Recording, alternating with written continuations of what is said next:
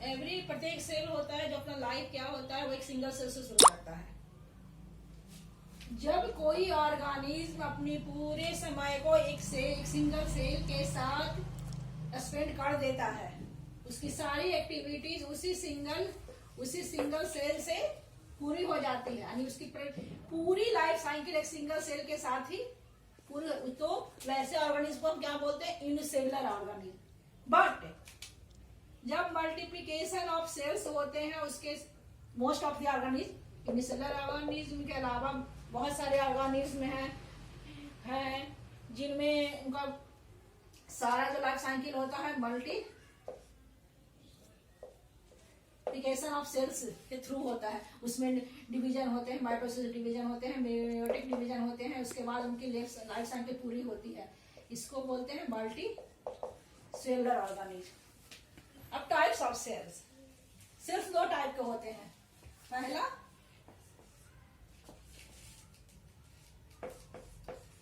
Prokaryotic, दूसरा eukaryotic.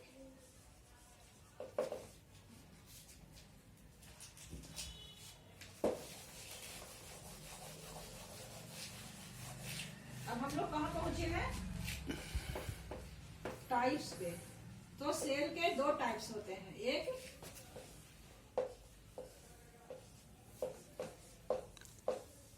Prokaryotic, second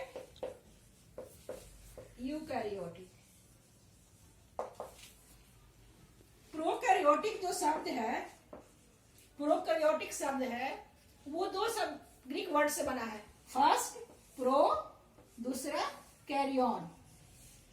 prokaryotic word है, दो ग्रीक वर्ड्स के मेल से बना है। पहला प्रो, दूसरा कैरियन।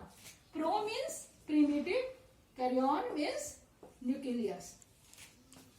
यानी जिस सेल में पूरे न्यूक्लियस हो जो वेल डेवलप्ड ना ही हो, यानी ऐसे न्यूक्लियस जो साइटोप्लाज्म में बिना न्यूक्लियर मेम्ब्रेन के ऐसे ही साइटोप्लाज्म के सेंटर में स्थित हो, किसी सेल के सेंटर में स्थित हो, जिसमें यू कैन से इंसिपिएंट न्यूक्लियस जो। और दूसरा eukaryotic. Eukaryotic means you means ये यूकैरियोटिक दो शब्द ग्रीक वर्ड से बना है। पहला यू, दूसरा कैरियन। यू मीन्स गुड और well, karyon means you know nucleus. तो ऐसा सेल जिसमें न्यूक्लियस वेल डेवलप्ड कंडीशन में हो, न्यूक्लियस में न्यूक्लियर मेम्ब्रेन हो, वो न्यूक्लियस एक न्यूक्लियर मेम्ब्रेन के द्वारा घिरा हुआ हो, और इसके अलावा बहुत सारे सेल ऑर्गेनिज्म पाए जाते हैं, जैसे प्रोकैरियोटिक में। यूकैरियोट्स में जो रेस्पिरेशन होता है वो माइटोकॉन्ड्रिया के थ्रू होता है। इसमें कोई नहीं, इसमें जो प्लाज्मा मेम्ब्रेन होता है वही मेसोसोम का निर्माण करता है, उससे। तो यूकैरियोट में कोई भी मतलब इसमें न्यूक्लियस, इंसिपिएंट न्यूक्लियस होते हैं, इसमें कोई भी मेम्ब्रेन बॉन्डेड ऑर्गेनेल्स नहीं होते हैं ये। और इसका एग्जांपल क्या होता है? ब्रूगलिनेली, you can also say cyanobacteria. और यूकैरियोट में तो जैसे सारे हैं। तो अगले क्लास में हम लोग, अब ये तो हो गया, अगले क्लास जो नेक्स्ट लेक्चर में हम लोग difference between prokaryotic and eukaryotic या difference between eukaryotes and prokaryotes के बारे में बताएंगे। दूसरा चीज जो हम लोग आप लोग के पास रखेंगे वो यूकैरियोटिक सेल में मेनली एनिमल, प्लांट और एनिमल सेल के बारे में विस्तार पूर्वक बताएंगे। What difference between plant cell and animal cell, जो ये दोनों को अलग करता है। तो आज मैं यही अपना लेक्चर समाप्त करती हूँ। और जितना मैंने पढ़ाया उससे बहुत सारे क्वेश्चन एराइज होते हैं, जो आपके मल्टीपल क्वेश्चन, चॉइस क्वेश्चन आएंगे, जिसके बारे में, जैसे पहला तो what is basic unit of life, आपको दे देगा चॉइस में कुछ भी, उसमें आपको सेल को टिक मारना है। दूसरा question, who has discovered cell, तो Robert Hooke has discovered cell in 1665. Who has given cell theory? Cell theory किसने दिया है?